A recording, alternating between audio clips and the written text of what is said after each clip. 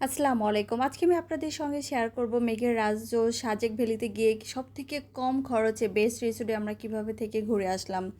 তার আগে তাদের উদ্দেশ্যে আমার কিছু বলা, যারা ঘুরতে খুব পছন্দ করেন বাট অর্থের কারণে ঘুরতে চান না। অ্যাকচুয়ালি ভ্রমণের জন্য অর্থ নিয়ে চিন্তা করা অর্থহীন, কারণ ভ্রমণ থেকে আপনি যে সুখ পাবেন তা সবসময় অমূল্য। হয়তো বা চাকরি আপনার পকেট ভরে, কিন্তু ভ্রমণ আপনার আত্মাকে পূর্ণ করবে।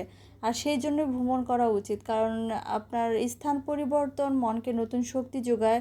ইভেন শারীরিকভাবেও আপনি অনেকটা সুস্থ ফিল করবেন। এনিওয়েজ, আমি এখন আপনাদের সঙ্গে শেয়ার করছি কিভাবে আমরা একদমই অল্প খরচে সাজেক থেকে ঘুরে আসলাম।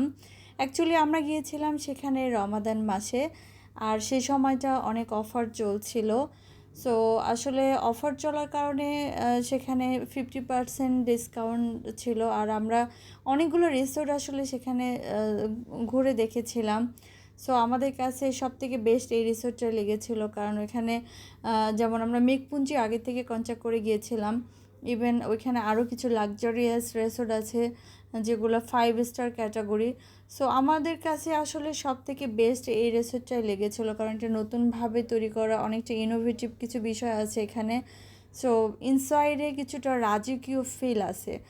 সো আপনারা হয়তো বলতে পারেন যে রমাদান মাস, ইবাদতের মাসে আমরা কেন ঘুরতে যাওয়ার প্ল্যান করব। অ্যাকচুয়ালি যেমন সাজেকটা আসলে জুন জুলাই মাস, এই সময়টা একটু পিক সিজন থাকে। আর এই সময়টা আপনি চাইলেও 1.5-2 মাসেও সেখানে যেতে পারবেন বা কোনো রুম পাবেন না। আর আপনারা যদি বুকিং না দিয়ে যান, তাহলে সব থেকে সর্বনিম্ন মানের রিসোর্টটা ওই সময়টা পাওয়া একটুখানি মুশকিল।